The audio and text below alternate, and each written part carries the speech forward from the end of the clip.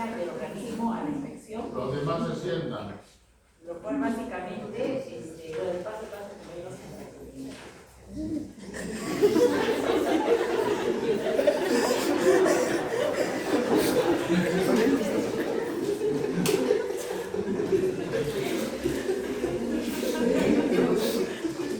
A continuación vamos a observar en primer lugar, en este caso la serie blanca de los leucocitos. En el capítulo, en este caso 34 del Cairo, en el cual es la resistencia del organismo de infección 1, leucocitos, granulocitos, sistema monocitoplasmático y inflamación. Entonces, mi compañera Lucía. Nosotros sabemos que los leucocitos van a ser aquellos que van a estar dentro de nuestra línea de defensa. Más que todo, vamos a saber que estos van a estar hechos por las células hematopoyéticas potenciales. Y bueno, después van a ir comprometiéndose para diferentes colonias, que vendría a ser los mieloblastos, bueno, también mieloblastos, los fibroblastos, y bueno, luego van a ir incluyéndose en lo que son los monocitos, todos los demás. Y vamos a hablar de la línea ahora en este caso el linfoblasto. Esta es, bueno, las células se van a generar más que nada en las células, en los órganos linfógenos, como el timo, el vaso, entre otros. Y se van a originar los linfocitos T y los linfocitos B. Los linfocitos T y B se van a originar en la médula ósea roja, sin embargo, los linfocitos T van a madurar en el timo y los linfocitos B en esa última también. Los mieloblastos normalmente, bueno, como dije, van a ser basófilos, los monocitos, relacionados también con son diferentes, los polinucleados, que podrían ser diferentes, o sea, los basófilos, los demás, y luego también vamos a tener el tipo de como dijo mi compañero, que estos normalmente se van a encontrar creados por la médula ósea. Y los granulocitos son el famoso B, los basófilos, Los eosinófilos, y finalmente los neutrófilos, mientras que los agranulocitos son los linfocitos y los monocitos. Y estos en realidad sí tienen gránulos, pero no se observan al microscopio. sí, y tenemos diferentes concentraciones. Ahí. Y las concentraciones lo van a decir otros dos compañeros. Adelante, damos el paso a dos compañeros que salgan.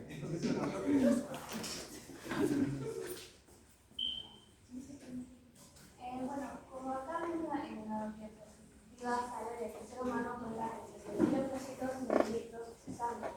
Y acá nos muestra diferentes concentraciones que hay en nuestro organismo. Como ya mencionaron, es un fluido rojo que toma combatir bacterias y van a ser fagocitosis cuando encuentre un organismo extraño en nuestro un agente extraño en nuestro organismo. Para ello ya sabíamos que nosotros con los glóbulos blancos están compuestos por agranulocitos y granulocitos. Los agranulocitos vienen a ser los eosinófilos, los basófilos y los neutrófilos. Y los agranulocitos vienen a ser los monocitos y los linfocitos. Y ahí se encuentran diferentes concentraciones. Sí, observamos que los neutrófilos poseen la concentración del 62%, los eosinófilos del 2,3%, los basófilos del 4,4%, los monocitos del 5,3% y los linfocitos del 30%. Hay que aclarar que el número de plaquetas, que son supuestamente los fragmentos celulares, en cada microlitro de sangre se encuentran en 150.000 y 450.000 en promedio, 350.000. Es lo que se podría hablar sobre lo que serían las concentraciones de diferentes leucocitos en la sangre.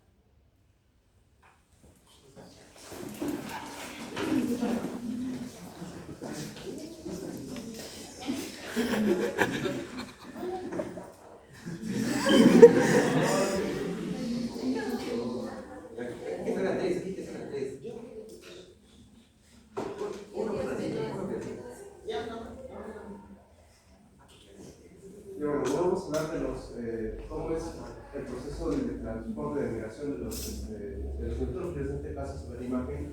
¿Qué es lo que pasa cuando hay una inflamación, una infección, una lesión tisular? Vas a hablar de uno, vas a hablar de los neutrófilos. ¿Cómo es el proceso de migración? A partir de una fuente de quimiotaxia van a hacer un movimiento amoeboideo, van a hacer una migración por el movimiento de diapesis. ¿Qué es lo que pasa? Los capilares tienen una mayor permeabilidad, aparte de que también hay una vasodilatación a partir de una lesión tisular. Entonces todo eso permite que el leucocito pueda migrar desde desde el capilar hasta la fuente de quimiotaxia. La diaferesis es básicamente cuando el neutrófilo sale del vaso sanguíneo y bueno, una vez sale se produce la quimiotaxis, ¿no? En el cual los pacientes van a liberar muchas sustancias atrayendo así a los neutrófilos para poder fagocitar, donde se produce la infección de daño tejido o infección muscular. Y justamente después, en la migración, una vez que haya salido el neutrófilo de la pared del vaso sanguíneo, este tiene que llegar a la infección bacteriana. ¿Y cómo llega esto? Bueno, gracias a las emisiones que bota esta infección bacteriana, donde ya llega el neutrófilo. Bueno, para eso es indispensable saber el proceso de la inflamación. El proceso de la inflamación ocurre por 4 pasos. En primer lugar, como mencionó mi compañero, se vasodilatan las arterias debido a esta producción de fuentes de quimiotaxia. El endotelio entonces se dilata, se crea una vasodilatación a nivel del tejido. Esa vasodilatación va a generar una presión a nivel del endotelio y ese endotelio va a generar que esas uniones estrechas ya no sean tan estrechas como tal y me permite el vaso de, como están viendo ahí, los neutrófilos para obviamente compartirse y dar una respuesta inmunitaria. Algo muy importante es la bioquímica que hay dentro del endotelio. Generalmente el factor de necrosis tumoral interleucina número 1 generan este tipo de respuestas. ¿Qué es lo que hace? Como ustedes pueden ver, estos van a permitir la producción, o van a permitir la replicación o la formación de las lectinas y el ICAM, que vienen a ser proteínas que se van a encontrar a nivel del endotelio para que estas puedan ser captadas por un neutrófilo, que estos neutrófilos pueden fijarse dentro del endotelio para hacer la extravasación o la defensa. Cuando se genera la vasodilatación, la tumefacción y la tabicación, porque dentro de la infección existe una tabicación que vendría a ser la delimitación de la inflamación, hay que tener en consideración 2 puntos importantes. Tenemos 2 bacterias que lo menciona el Gaiman, que es el Staphylococcus y el Streptococcus. Esto es muy importante, ya que existen 2 velocidades de reacción de tabicación. Si nosotros tenemos una reacción de inflamación muy fuerte o potente, la tabicación va a ser rápida e inmediata. Si es muy lenta, esto va a generar una diseminación porque les va a dar más tiempo para la producción. En este caso estamos viendo, no estamos viendo la tabicación como tal, pero estamos viendo la expresión de las lectinas y las ICAM, que va a permitir la diaféresis, como la vasodilatación, la abertura de estas uniones estrechas y el citoplasma y la membrana se va a moldear y me va a generar esa extravasación conocida. Esto está determinado por la fuente de quimiotaxis, que generalmente son tipos de moléculas que responden ante la inflamación y que generalmente son las prostaglandinas, la serotonina, las que generan esta sustancia quimiotáxica y que generan esta respuesta antiinflamatoria, pero obviamente la eliminación propia de cada una de esas moléculas.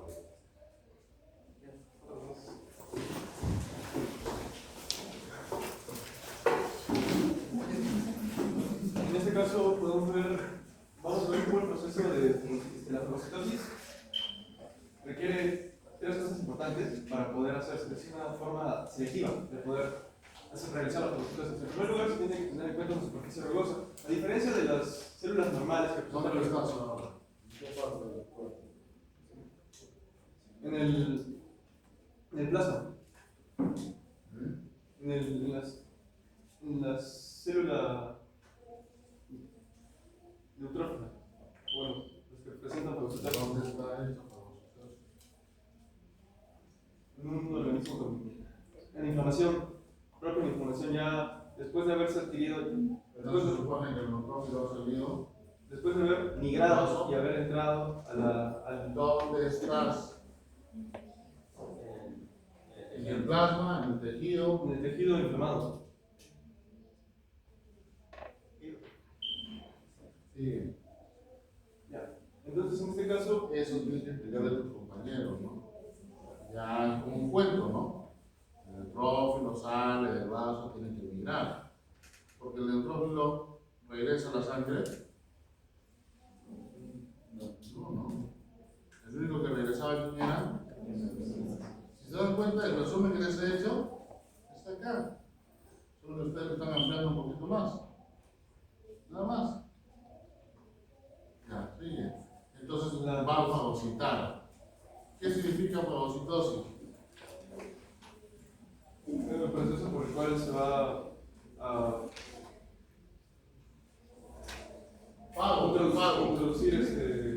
introducir en la propia Hematófago. ¿Qué significa hematófago?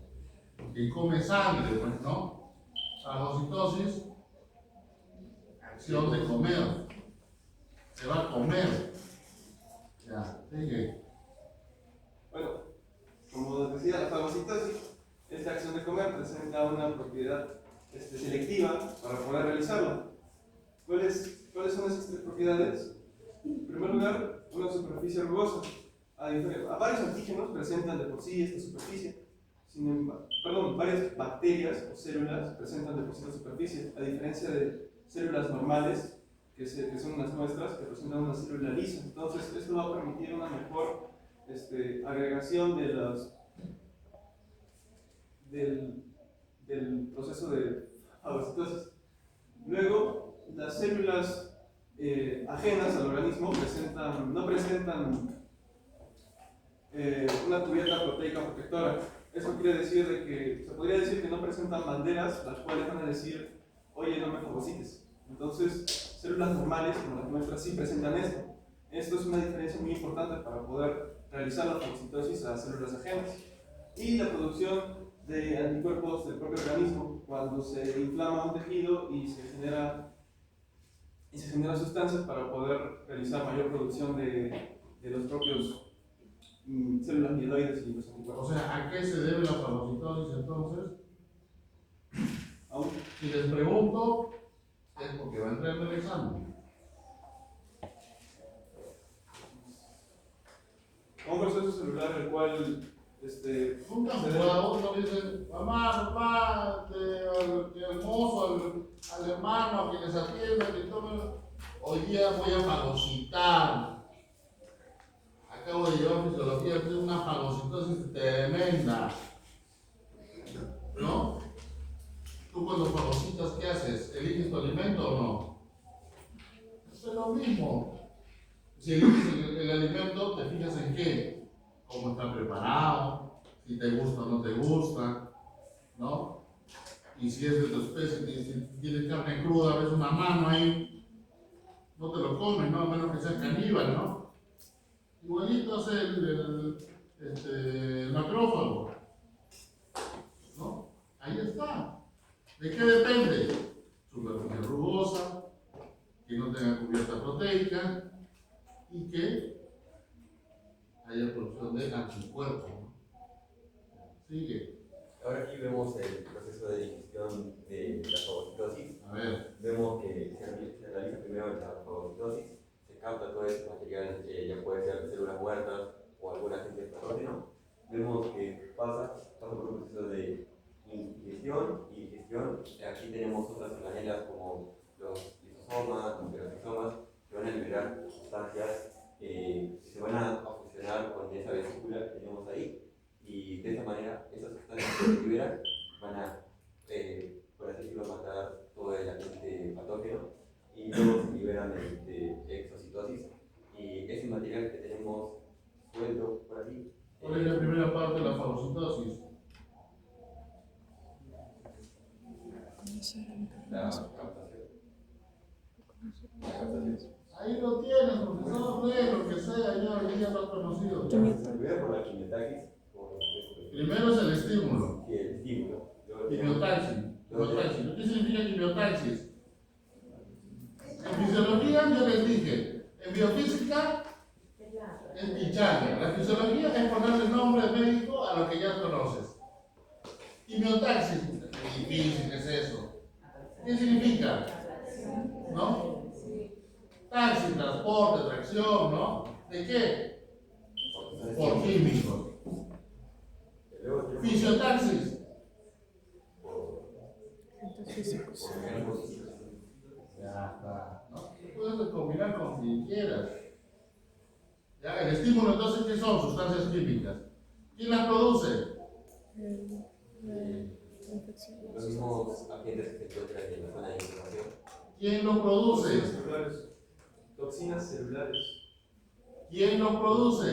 Lo pueden producir las mismas bacterias, los mismos agentes. Ya, Y también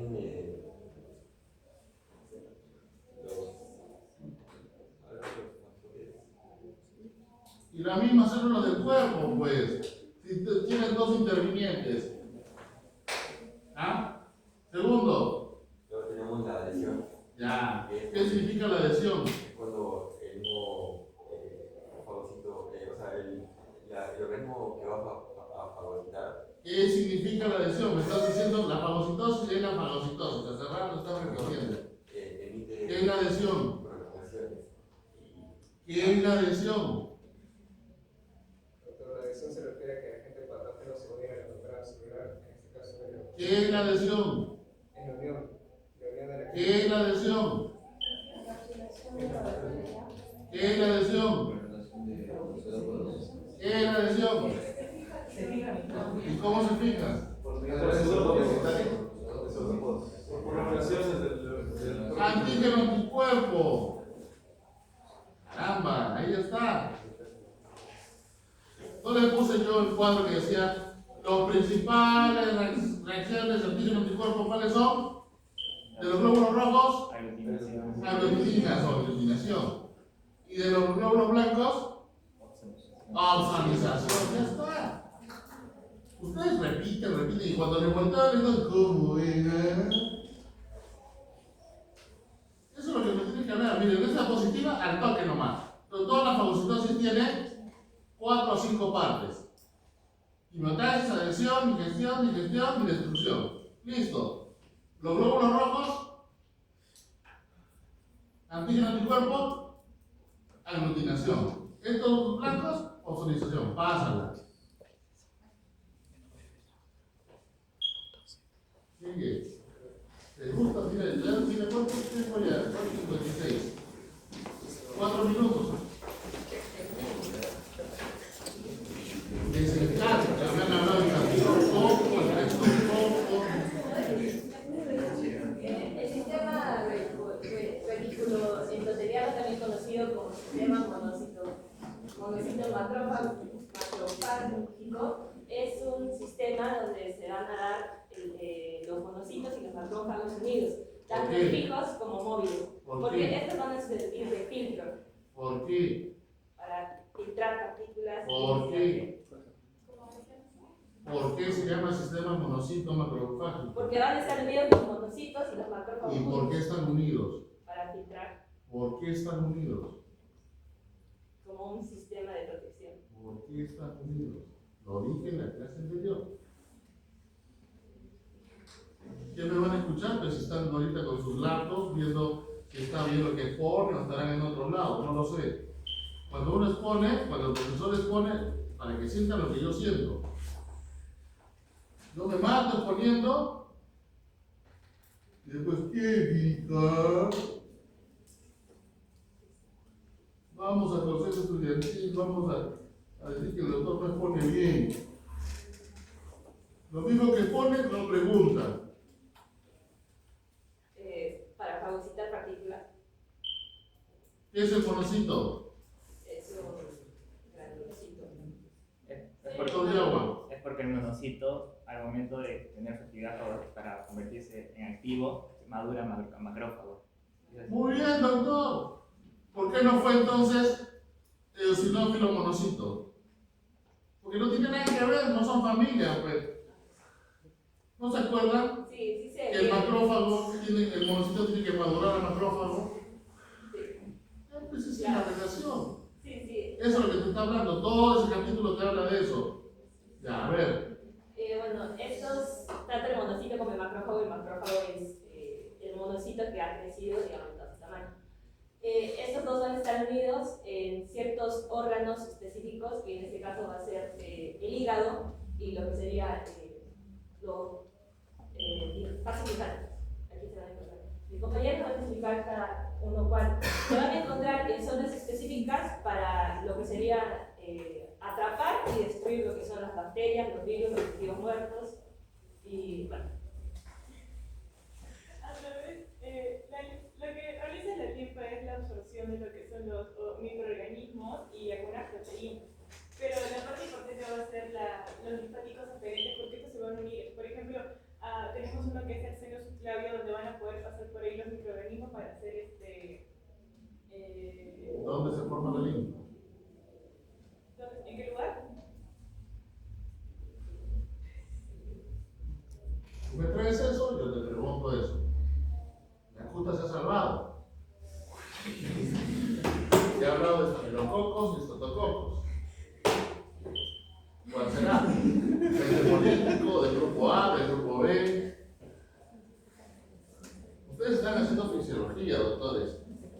apresuren. Después ya van a comenzar. Si estás hablando de linfa, sabes de dónde viene, ¿no?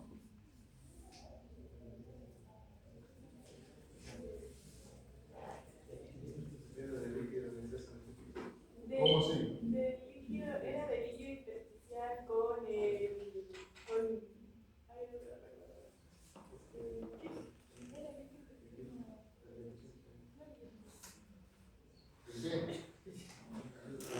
¿Qué? Y lo que sale es que se va a los vasos linfáticos. ¿Y por qué? O sea, en sí hay formas de presión hidrostática y osmótica. Muy bien, doctor. Y luego, por ejemplo, en el intersticio cuando se acumula, por exceso de presión hidrostática, se abren unas pequeñas válvulas en los vasos linfáticos y entra igual cuando se regula la presión, igual se vuelven a cerrar automáticamente. ¿No se acuerdan que había presión hidrostática y presión oncótica y presión osmótica? La presión hidrostática era de empuje. Si solo hubiera presión hidrostática y no hubiera oncótica, ¿qué pasaría? Edema, ¿cierto? Y como hay una fuerza que se va en contra de ella, que es la oncótica, el líquido se queda. Pero cuando hay mucho exceso, ¿qué pasa? Se va la linfa. La linfa es como decir, el sistema de desfogue de la casa, ¿no? Tú tienes tu lavatorio, ¿no? O tienes tu baño, los inodoros, ¿no? Para que no se llene. ¿Qué pasa? Hay un orificio externo que comienza a botar el agua. Igual en los tanques, ¿no? ¿Han visto los tanques de agua arriba? ¿Saben instalar tanques o no? ¿Sí?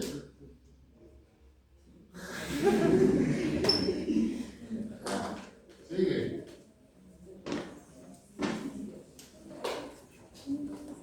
En el sistema monocito macrofágico, ahí vamos a encontrar lo que son los macrófagos axilares, como mencionó el compañero, también llamados osteocitos. Estos se encuentran en la fibra o tejido subcutáneo.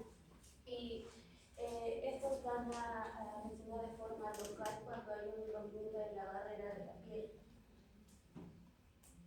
Luego tenemos a las células de Cooper que están en los sinusoides hepáticos. Son los que se encargan de la defensa en los hepatocitos y son los que actúan rápido. Las células de Cooper filtran la sangre portal y las bacterias intestinales. O sea, ¿cuáles son los macrófagos del hígado? ¿Por qué? Porque el órgano se llama Kupfer. ¿Los macrófagos del cerebro? ¿Te das cuenta? Pero al final todos son macrófagos. Los descubre el doctor Kalpa, ¿no? La célula de Kalpa. Los descubre el doctor Pared. Pero al final todos son macrófagos.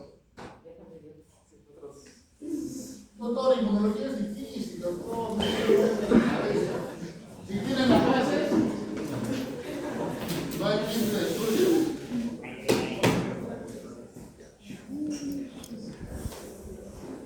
Bueno, para empezar, la inflamación. Es un proceso específico debido a que es una respuesta que se produce de manera general, no algo de manera específica, como tal vez podría ser bacteria o virus. O sea, es un proceso una respuesta de manera general, y sus características importantes de la inflamación es que pues, es producto de primeramente de una vasodilatación, así como también en un momento de la permeabilidad, lo que hace de que la sangre pues ahora transporte más, además de oxígeno, nutrientes, sobre todo de células leucocíticas, así como también pues, sistemas de crecimiento y todas estas moléculas que van a ayudar posiblemente con este proceso para buscar revertir la infección, etc. Pero bueno, lo que es la vasodilatación y el aumento de la permeabilidad no sucede porque sí, sino que es producto de factores como puede ser la histamina, liberada por los mastocitos. Esta histamina justamente lo que hace son vasodilatar y aumentar la normalidad. Tenemos también cininas, que son moléculas polipeptídicas, lo más común es la bradicinina, la cual, además de causar esos efectos, también va a producir el inicio de estimulación de terminaciones nerviosas, es decir, es la que inicia el proceso del dolor, mientras que las prostaglandinas, que son moléculas lipídicas, lo que van a hacer es intensificar estas respuestas. También vamos a tener, proteínas de complementos que van a amplificar también estas respuestas.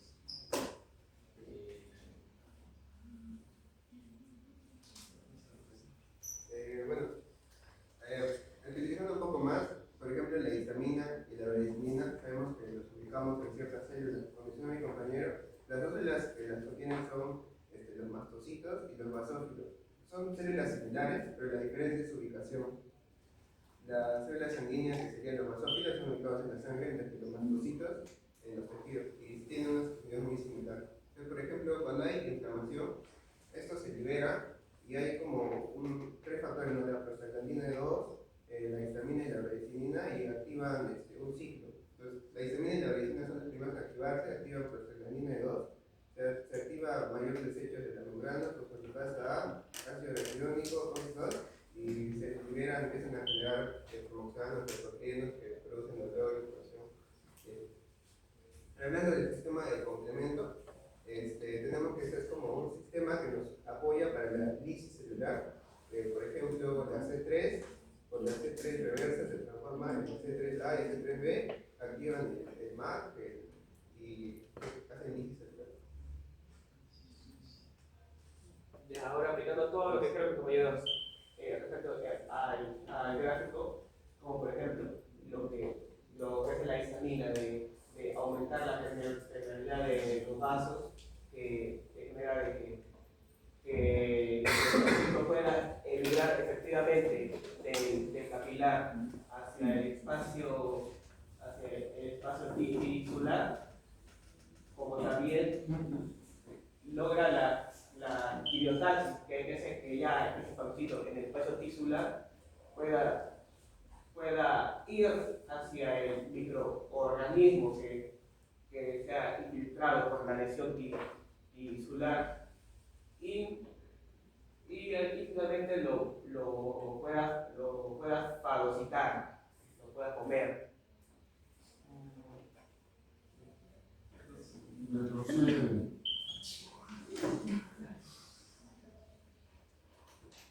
Productos principales de la información. Pregunta de examen. ¿Cuáles son? El HLS, ¿no? Histamina, bradicininas, serotonina. Así es.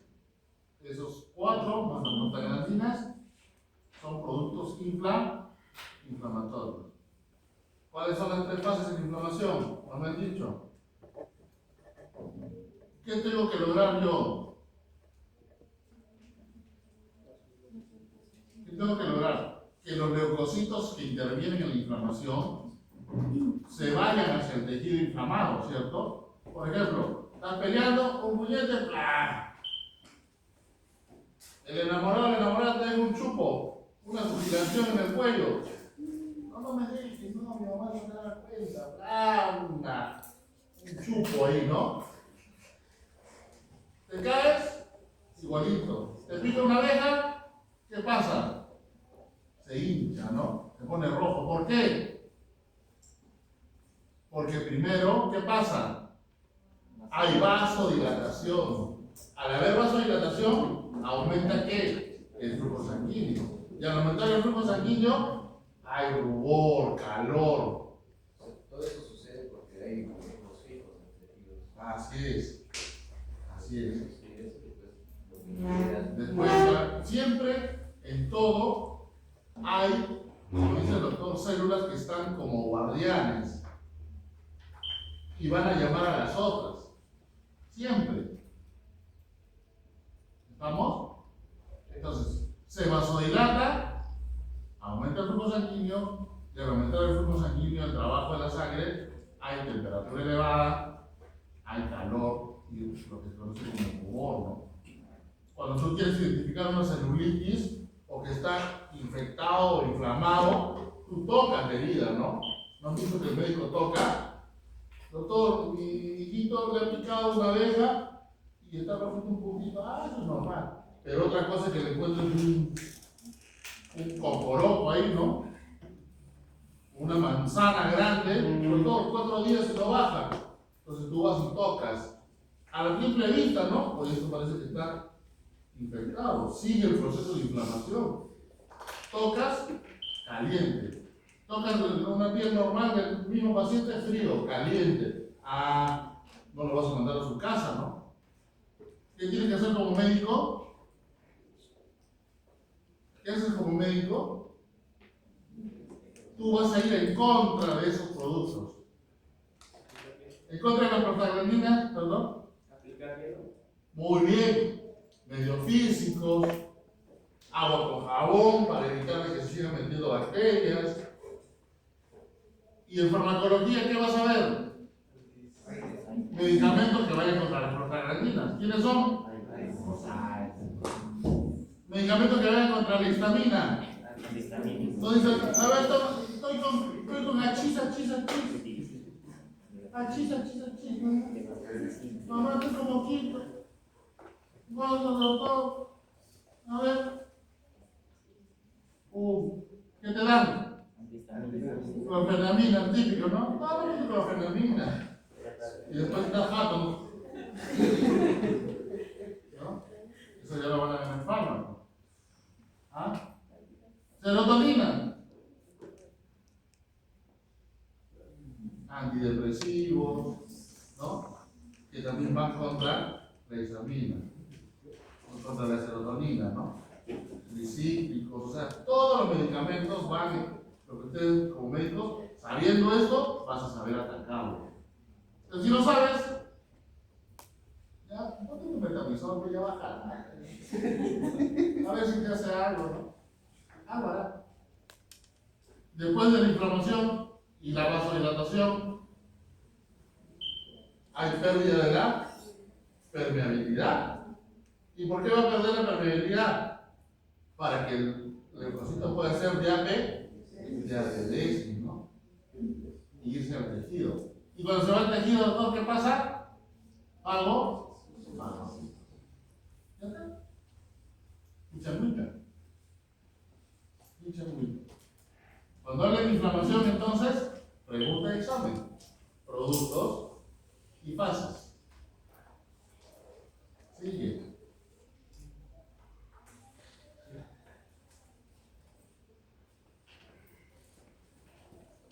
¿Qué falta?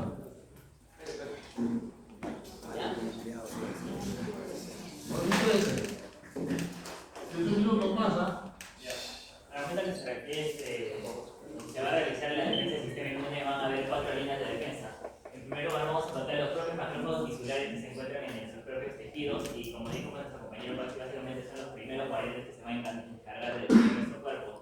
Estos van a ocurrir durante la primera hora que se da pues, toda esa defensa. En segundo lugar, va a venir lo que son los neutrófilos, que por medio de la quimiotaxis van a migrar pues, hacia los tejidos dañados como segunda línea de defensa. De ahí, la tercera línea de defensa va a venir a ser lo que es la segunda invasión por macrófagos. ¿Por qué segunda invasión? Porque como ya vimos, los monocitos tardan 8 horas en convertirse en macrófagos. Entonces, va a tratar pues en darse todo este proceso en el que los propios monocitos van a convertirse en macrófagos, por lo que se va a tardar en llegar pues justamente a esta segunda, a la tercera línea de defensa y a defender nuestro cuerpo. Y como cuarta línea de defensa, la más tardía vendría a ser pues, la mayor producción de granulocitos, como es eosinófilos, basófilos, neutrófilos, y más monocitos justamente para seguir deteniendo nuestro cuerpo. Y además vamos a tratar con control de retroalimentación en el que se encuentran factores como el TNF, el GMCSF, el MSF, el MSF, además de que la acumulación de todas estas defensas, bueno, más bien dicho, cada uno tiene un periodo distinto de reacción. Por ejemplo, estos dos son en las primeras horas, Este es de días a una semana, y esto ya pues, puede durar hasta 3 días, 4 días, 5 días, hasta incluso un prolongado de, depende si la infección es bastante mayor, hasta años puede durar este proceso. Las sustancias que mencionó nuestro compañero vendrían a ser estas de acá, que son los factores estimulantes de colonias, en primer lugar, de granulocitos y monocitos, de granulocitos y monocitos. Ya que evidentemente si yo quiero defender algo, no lo voy a hacer una vez y me voy a quedar ahí parado como si nada. Sino que a mí yo lo que quiero es defenderlo completamente, por lo que voy a hacer, voy a tener, pues, voy a ir llamando más gente para que me defienda. Y eso es lo que Factores estimulantes. Tienen que producir los macrófagos factores estimulantes. ¿Ya? Sigue.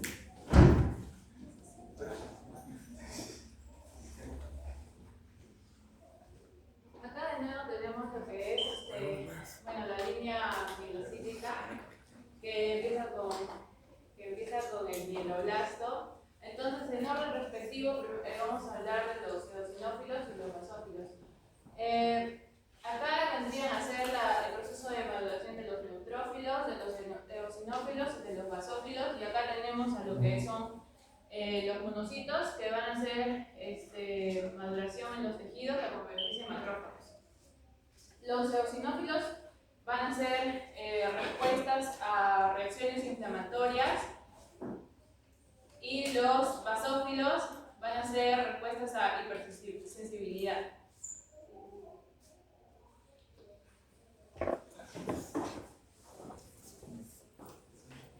Bueno, acá vamos a hablar primero de alguna producción o mala producción de los leucocitos que se dan en la industria roja, como ya comentaron. Y primero vamos a hablar de la leucocemia, que significaría la disminución de la concentración de leucocitos en la sangre, y esto se puede dar por el factor de que la médula ósea, tal vez por tipo de radiaciones, produzca menos leucocitos de los que debería producir normalmente. Y hay otra que es también por de que la médula ósea normalmente genera leucocitos desde 40.000, no sé cuántos. Pero estos leucocitos están mal, o sea, están defectuosos y se degeneran rápido, se mueren rápido.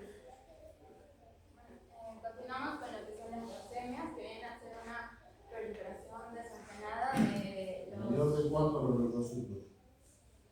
De 40.000 a... de 40.000 a algo de microlitro... no. Yo le digo que es los leucocitos que son leucopenios. Sería menos de 40.000. Sí. Está en sus diapositivas. La leucemia, como mencioné, es una neoplasia maligna donde se van a producir desenfrenadamente los leucocitos. Vamos a tener dos, leucemia amiloide y leucemia linfoide. Leucemia amiloide que va a afectar la línea mieloide de los neutrófilos, eosinófilos, basófilos y los monocitos. Y la leucemia linfoide, los linfocitos, donde vamos a encontrar si va a haber daño a nivel vaso, los ganglios linfáticos y los tejidos linfáticos. Como va a proliferarse de manera desenfrenada, también puede generar anemia, ya que va a causar, va a llenar la médula ósea donde se van a generar los Bueno, como sabemos, en la leucemia no es como la leucopenia. Acá sí van a haber leucocitos que van a haber en mucha cantidad y necesariamente no están bien formados, son inmaduros o van a tener sus defectos, los cuales, como dijo mi compañera, causan anemia, infecciones hemorrágicas. Pero ¿cómo sucede esto? Estos leucocitos, como sabemos, no están en la médula ósea, pero la médula ósea no es lo suficientemente grande, por lo cual estos leucocitos afectados van a desplazar a los que sí están normales. Por ello, va a disminuir, por ejemplo, en el caso de la anemia, disminuir la producción de eritrocitos, entonces ya no muchas hemoglobinas suficientes como para que transporte el oxígeno, y eso va a provocar la anemia. En el caso de las hemorragias, igual con las plaquetas, van a afectar lo que son los megacaricitos, por lo que ya no se va a producir suficientes plaquetas, y eso hace que haya hemorragias recurrentes, como sangrado de nariz, encías, incluso los moretones que vemos en los pacientes de pacientes con leucemia. En el caso de infecciones, ocurre porque la misma producción de los leucocitos, la producción que está dada de una buena manera, se va a ver afectada. Por eso estos pacientes también son más susceptibles a infecciones recurrentes. Por ejemplo, estas personas las podemos ver con palidez, cansancio, hemorragias recurrentes, sangrado de nariz, como dije, y infecciones ya profesionales.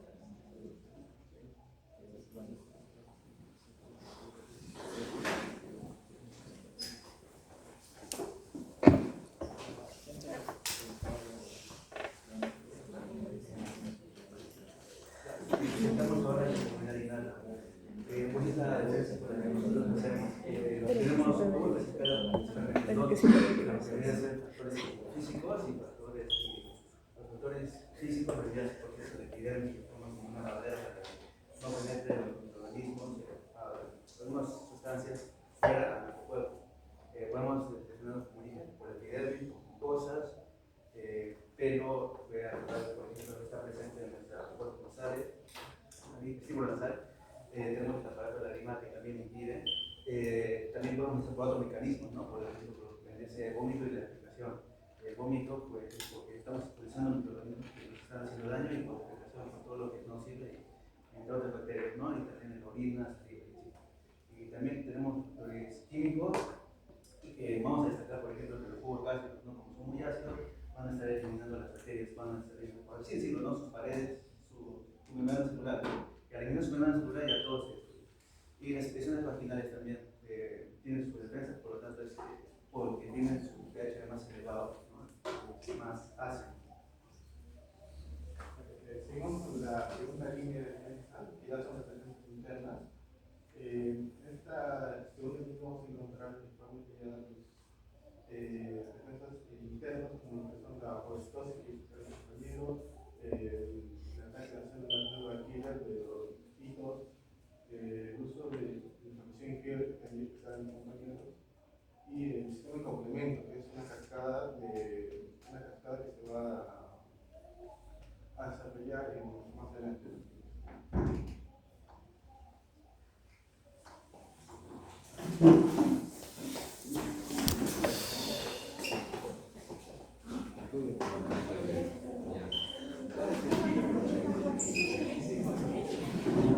Bueno, continuamos con la exposición sobre la enfermedad adquirida.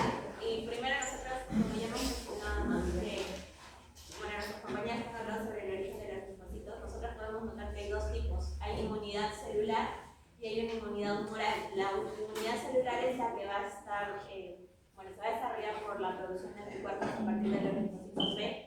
Y la inmunidad humoral se va a desarrollar por los linfocitos T activados. Entonces, como ya hemos mencionado el origen, estos linfocitos van a ir directamente a lo que es una médula ósea. En el caso de los linfocitos T es donde se va a dar la maduración en el timo, mientras los linfocitos B se van a permanecer en la médula ósea. Esto es muy importante porque después, cuando van a pasar este tipo de inmunidad, va a ocurrir un preprocesamiento, que es donde van a actuar los linfocitos de memoria, en el caso de una segunda exposición, que son los remanentes, y también los que van a actuar en la primera línea de defensa, ¿no? Porque los linfocitos B van a mover las células plasmáticas o van a actuar con los anticuerpos. Bien. Para recapitular un poco, porque no se lo entender,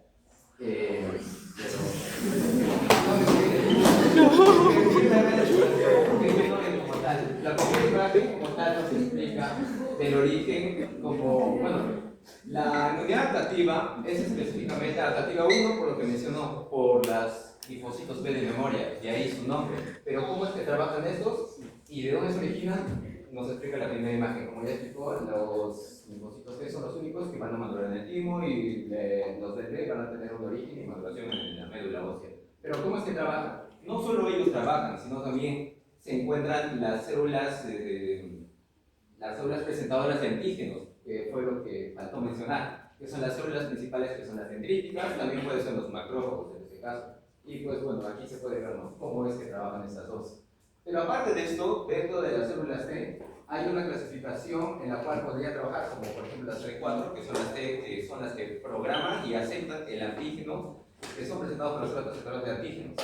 Y ya pues, ellas, las T4, las CD4, vendrían a ser las que organicen el ataque, mientras que las citotóxicas vendrían a complementar el ataque haciendo la parte fagocitaria o terminatoria. Y las B, que son generadoras de anticuerpos. Pero obviamente necesitan presentar antes para que recién empiecen a proliferar esa y reorganicen un ataque exacto de las zonas generando una infección. Hay algo muy importante que no se mencionó, y es que en el proceso de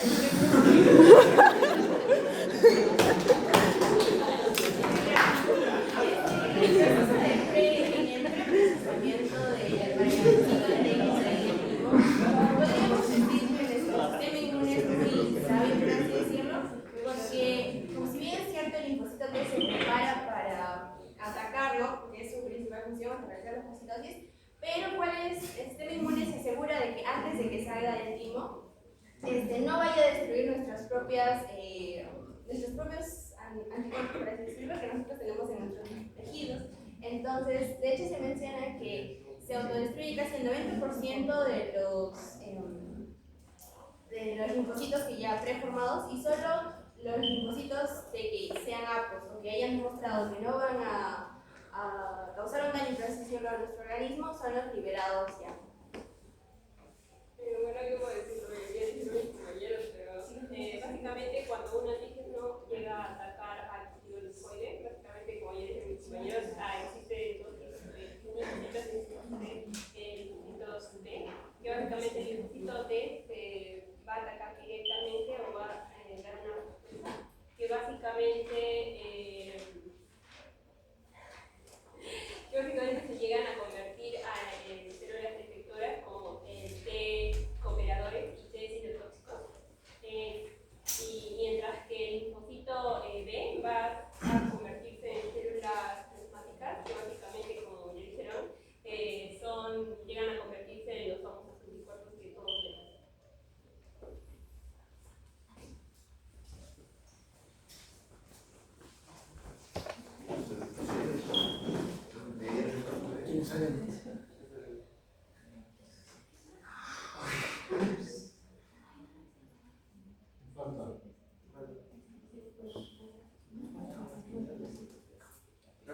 Sigan, chicos. 3 minutos, 3 minutos.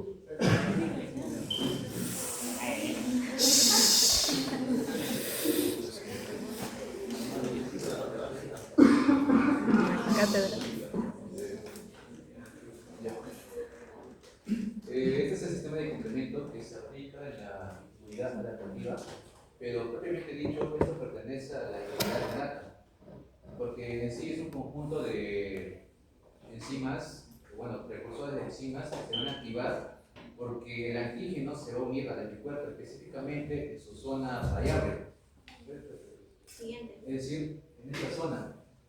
Entonces el antígeno se va a unir a esta zona y eso va a dejar un espacio libre en lo que es en la parte de abajo, que sería la porción invariable. Esta porción libre se le conoce como la vía clásica, que sirve para activar el sistema de complemento. Ya, este es un conjunto de enzimas, precursores de enzimas, porque cuando esa zona activa o esa zona libre de la porción invariable está abierta, lo que va a entrar es la enzima ProC1, es decir, al unirse se activa recién. Y esto va a generar una cascada de activación de todas las enzimas que pertenecen. En sí son 20, pero se consideran 11, que sería de C1 a C9 y la B y D. Entonces, bueno, se consideran las más principales, lo que son la 3A. Bueno, empecemos con la CD3B. Esta CD3B lo que va a hacer es promover o activar los macrófagos y los neutrófilos para que fagociten más, es decir, van a acumular más antígenos en su membrana. Esto se le conoce como la opsonización de bacterias. Después tenemos al C4A, al C3A y al C5A. Esto va a activar a los mastocitos y a los basófilos. Esta activación lo que va a hacer es una liberación de lo que contiene, es decir, histamina, heparina, leucotrenos y prostaglandinas. Esto, como ya sabemos, son inflamatorios. Estos inflamatorios lo que van a provocar es que se van a poder filtrar, va a haber una filtración anómala, es decir, se van a filtrar proteínas hacia el espacio intercelular sobre el espacio intersticial, lo que va a provocar el tabicamiento que se producía en un proceso inflamatorio. Este tabicamiento lo que va a evitar es la diseminación de las bacterias. Y bueno, el último producto, el más importante, sería el C5b6789, que va a provocar el MAC, el complejo de ataque a la membrana, que sería la suposición de todas las enzimas. Y esta superposición lo que va a provocar es que los macrófagos ataquen cada vez más en ese mismo punto.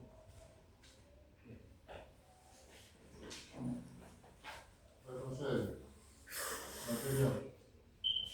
No, adelante. El complejo, la cascada. De ahí va a venir preguntas. Crisis de células, ¿quién se encarga de ese complemento? ¿Ya? ¿Quién se encarga de la hematosis de los leucocitos? ¿Y quién de los mastocitos y los basófilos activados? ¿Ya? Todo es una cascada de complemento. Siguiente.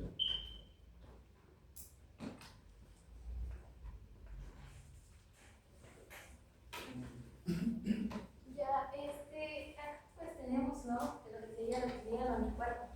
Que sugería, probablemente de la. Hablando ya. Eso ya vimos, ya. Adelante, pasa la de la diapositiva.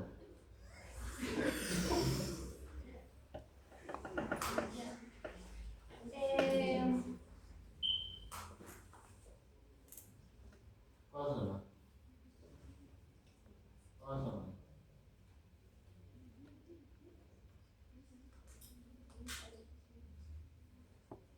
Sigue.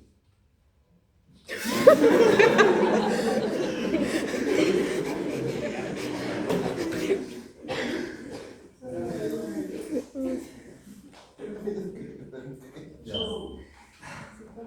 ¿Alguien quiere hablar de alergia?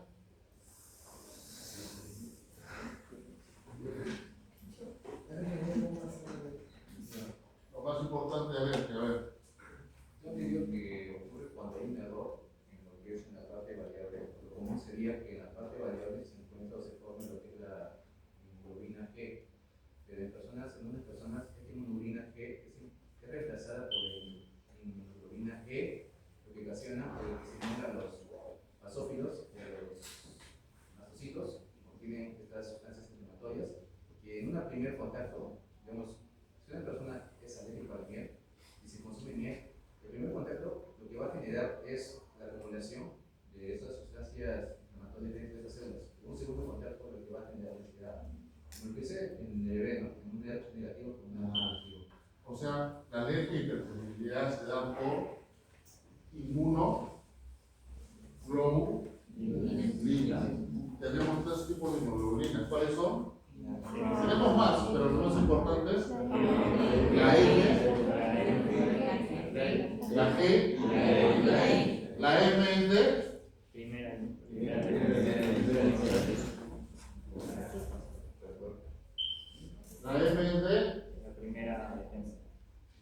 la G. La más La inmunoglobulina M es de fase aguda o crónica. Aguda, ¿no? Y la G te da cronicidad. Y la E de alergia. Así de simple, doctor. Ustedes tienen inmunoglobulina M, agudo. Inmunoglobulina G, crónico. Inmunoglobulina E, asma, rinitis, van a encontrar inmunoglobulina G por encima, ¿no? ¿Quién lo produce? Las células y Células,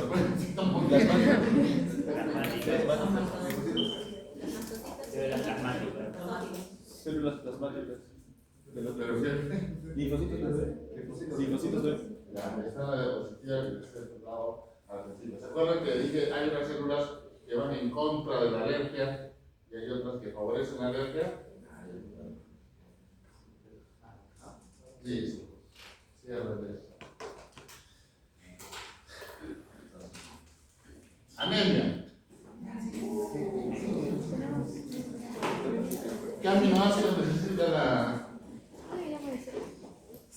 de hemoglobina para formarse. Serina. Serina. Ah, no era diabetes.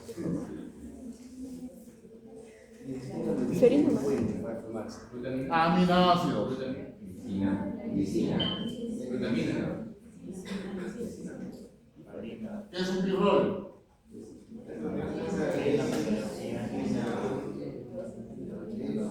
¿La glicina dónde se une? Eso es el cuadro. ¿Cómo? ¿Cómo? ¿Qué es la proteína 9? ¿Dónde se absorbe el hierro?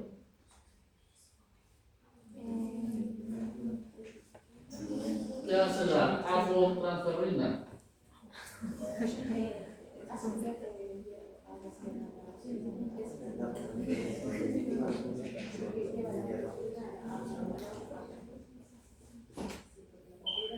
¿Cuántos gramos por cada 100 ml puede tener de hemoglobina? Un glóbulo rojo.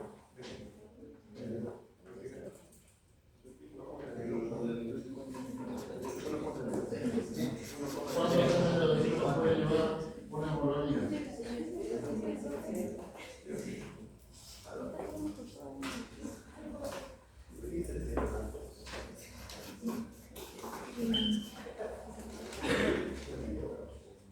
¿Qué significa el índice reticulocitario?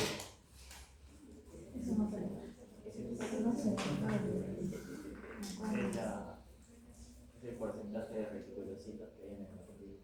¿Cómo se saca? La cantidad de reticulocitos sobre el hematocrito total. La cantidad de reticulocitos sobre toda la cantidad de hemoglobina. ¿Qué es el volumen corpuscular medio? Es el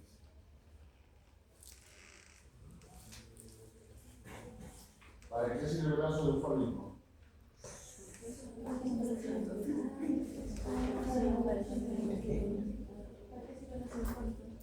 ¿Por qué un hombre gastrectomizado tiene anemia? porque no produce factor intensivo. Bueno, tiene menor producción de factor intensivo, por lo tanto no va a absorber B12, y el B12 es vital para generar. Solo por eso es el pichane. También porque el ácido clorhídrico se Muy bien, doctor. para absorber hierro. Aunque sea uno, ya. Gracias. Ya saquen una hoja, pongan nombres y apellidos.